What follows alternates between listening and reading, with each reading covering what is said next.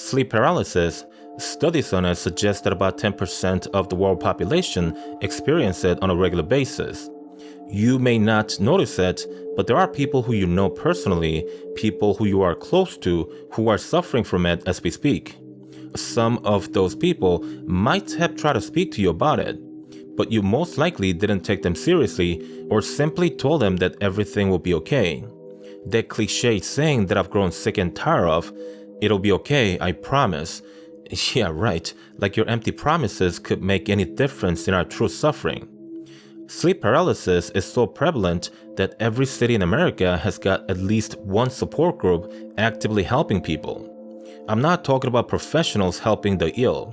No, it's more like the AA programs, Alcoholic Anonymous. They've got people with drinking problems who help each other out, and we've got people who've exhausted all avenues for solutions, trying to find comfort and support among similar people. We've all been to the doctors, spoke to the psychologists, and some of the wealthier ones had admitted themselves to sleep centers that study sleeping disorder. But after all that, when we've tried everything, we end up in our support group barely hanging on to our sanity. We don't find answers within the group, but talking to others in the same situation does help with the coping mechanism. The stories that people share with the group are all very similar. Generally speaking, the first thing that we feel after falling asleep is the darkness approaching.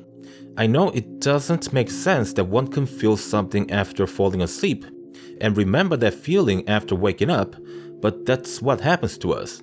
We see and feel things after falling asleep and remember everything when we wake up. Our eyes might be physically shut, but we can see everything that's happening around us. So then the darkness approaches to start the nightmare. We try to move and scream to wake ourselves up, but other than blinking our eyes, we can't do anything. In fact, I don't even know if we are blinking our eyes for real, or if it's all part of the dream. The most awful part of the ordeal is when the being starts to put pressure on the chest. To some, the being looks like an old hag. For others, it could be a dark figure that's hard to classify. For me, and to some others whom I know, the being looks something like a creature that should only exist in hell. If I have to describe it, its skin looks grayish green. Its eyes are round and as big as an apple. The opening of its mouth stretches all the way to its ears.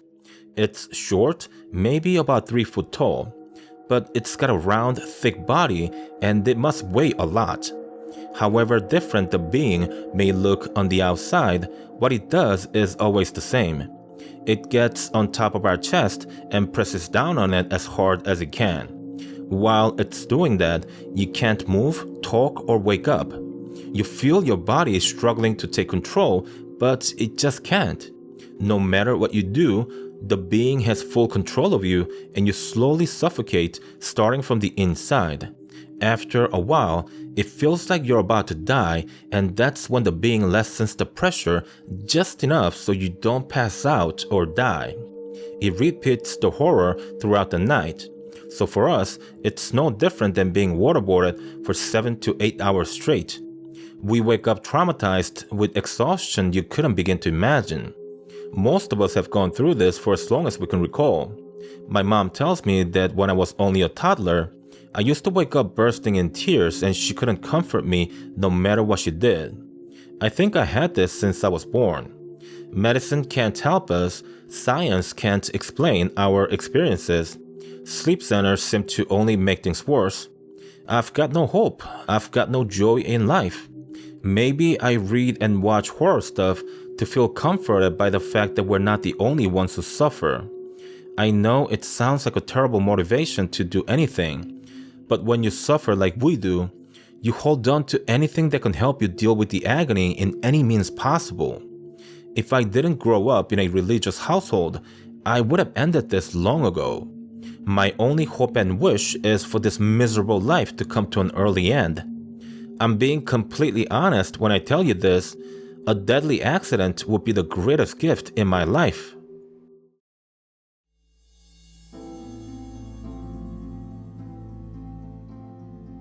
I've been working for the same company for the last 5 years, And because of that, the events of every Mondays through Fridays have been and are obviously repetitive. The company I work for is a consulting firm. It's a fairly large corporation and we occupy an entire building for our operation. The building's 12 stories tall and it takes up about 1/8 of an average city block. So it's tall and narrow. 2 weeks ago, it was a Monday. I arrived in front of our building really tired and sleepy due to the 6-hour-long gaming session on the previous night. I shook my head, then coughed out loud to psych myself up. The thing is, our company downsized last week, and so the last thing I needed was to look droopy at work. I felt a little better after the ritual, so then I proceeded to enter the lobby through the main entrance. Inside the lobby, I smile, taking a big breath of air, then exhale slowly. It's a routine that I've performed starting from day one of working here. Don't ask me why, but it makes me feel more confident. I then ride the elevator with a group of people and get off on the 3rd floor. The elevator door closes behind me. I turn to my left, but then I stop after taking a couple of steps. It doesn't make any sense because what I see is a long hallway and we don't have one of those in this building. This is a tall and narrow building. Once you get off the elevator, there's supposed to be 3 doors in the hallway to the left, which lead to 3 separate large offices. It should be the same layout to the right side of the elevator, and so I do a 180, but then it's the same deal on the opposite hallway. So it's like this. Either the building got bigger to about 10 times its original size over the weekend, or I'm in the wrong building. One or the other has to be correct, because otherwise I've gone insane. So then I walk to where the elevator button is located and proceed to press it. I wait there for 1 minute, 2 minutes, then 3, and finally 5. But no, the elevator does not arrive. I weigh my options for a minute and quickly come to a realization that I've got 2 choices. I either walk down the hallway to the right or take the left one. I choose left because that's normally where my office is supposed to be located at. As I walk down the hallway, I see doors onto my left and right, but every single one of them are locked. I walk to the end of the hallway and see that it bends around to the left. I make the turn and continue to follow it.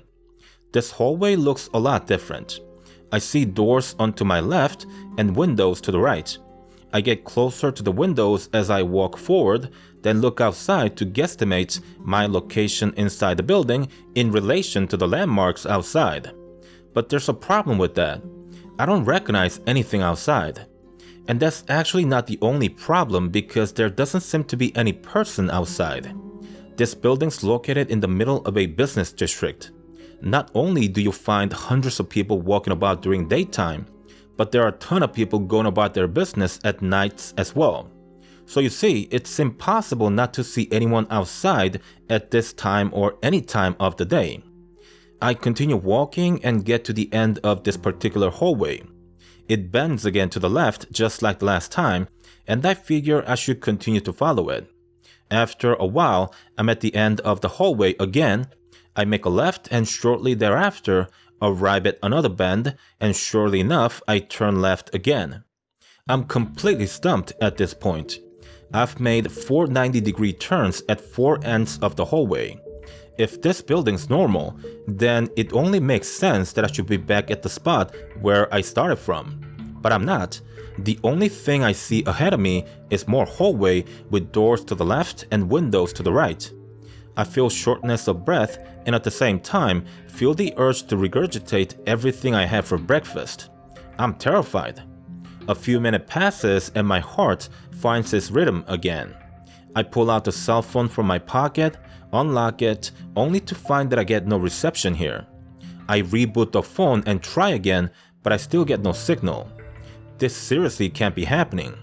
I'm scared, but I try to maintain the calmness and continue walking toward the same direction. After about 10 minutes, I complete another round trip through the hallway, but I still can't find the elevator. I've got no choice but to continue on. I walk, and walk some more. I try to open the doors, but every single one of them are locked. I even tried to break the doors by slamming against them with my shoulders, but all I've got to show for it is a bruise that's getting darker by the hour. I don't know how long I must have been walking by now, but it's getting dark outside and I still don't see a single person on the streets. It looks so empty out there that I might as well be looking at a film set rather than a real city. I think for a second if I should smash the window, hang over the ledge, then make a jump to the ground floor. But at 3 floors up, I may not die from the jump, but if I'm unlucky, I might end up paralyzed. Making the jump is out of the question. I walk a little more and after a while, it gets completely dark outside. Mind you, I use the word completely in its literal sense. I see no lights gleaming from the buildings or cars, but more importantly, there's no stars or the moon in the sky. Strangely enough though, the hallways in my building are lit brightly. I sit down to take a break because I'm absolutely spent. I can feel myself nodding off, and so I try to stay awake by slapping my face with the palm of my hand.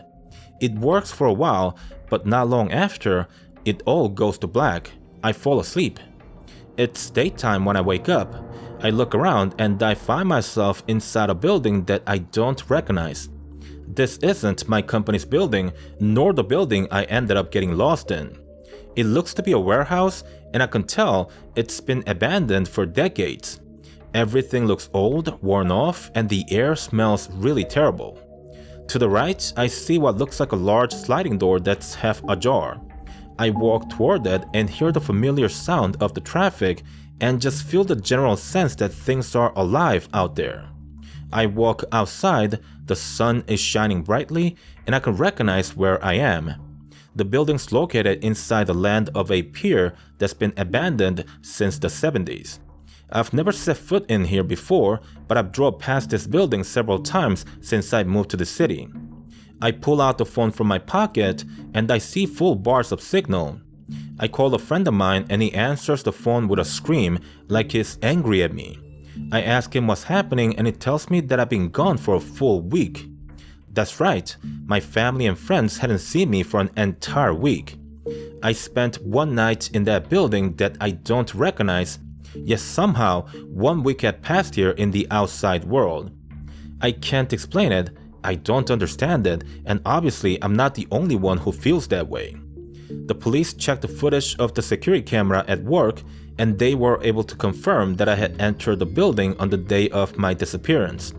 I was also seen in the elevator on the same day, in the morning, but after getting off it, no cameras captured my image afterward.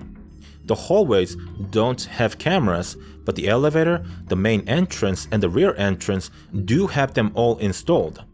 If I got out of the building, I should have been seen in at least one of those cameras. But the police couldn't find a single frame of my image after getting off the elevator in the morning. The police couldn't explain what had happened to me. The people in charge of security at my work were stumped all the same. The psychologist whom I spoke to just says some useless things. Not that I blame her, seeing as how it's all mystery to me as well. In the end, I had no answers. I don't know how you could enter one building and end up in another. Not to mention, I fell asleep in this strange building, only to wake up in a warehouse 3 miles away. Everyone could have called me crazy if not for the footage from the security camera. So they can't, because the footage clearly shows that I went inside the building but never got out. I'm not crazy, but what happened to me surely is. And that's all I've got to say about the happening. I know it sounds impossible and it's hard to believe. I surely didn't believe stories like mine when I heard them on YouTube or read them on Reddit. But it happened to me for real, and for that, I know that I'll never look at the world in the same way again. Hey guys, Dennis here. I just wanted to give you guys a quick update to the state of this channel. So I asked 3 of my friends to create one YouTube account each. I then told them to subscribe to a bunch of different channels, including mine, especially mine, and asked them to check for notifications for my uploads. Sadly, only one of the accounts got the videos delivered. The other 2 didn't get notification of my last 2 uploads, and their sub box were void of my videos as well. I'm not telling you this to complain. I've already accepted that my channel is going to get ousted at some point. but it's just that I didn't think it would happen this fast. You guys see that I continue to get a steady number of new subscribers, and so the channel should be growing in nearly all aspects. But if my subscribers don't know that I'm uploading new videos, then it just wouldn't take long for the channel to die off.